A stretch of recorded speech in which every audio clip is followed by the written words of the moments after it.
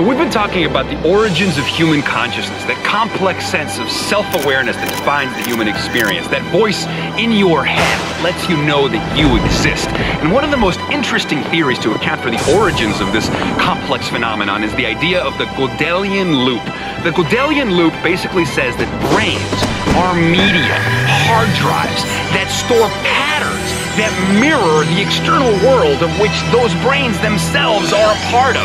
In other words, the internal model of the external world includes the observer making the observation, and it is in this inevitable vortex of self-mirroring that a real causal I, a sense of self, a sentient mind emerges, is birthed into being. It's like plugging a video camera into the TV and then aiming the camera at the TV. The recursive loop that is formed extends itself ad infinitum.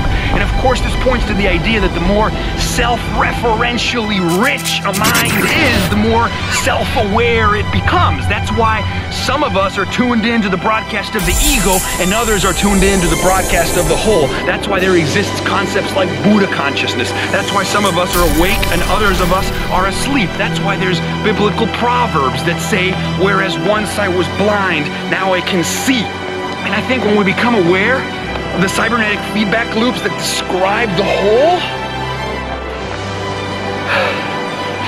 baseline reality dissolves and a new reality emerges in its pixelating wake. Much more beautiful and much more satisfying.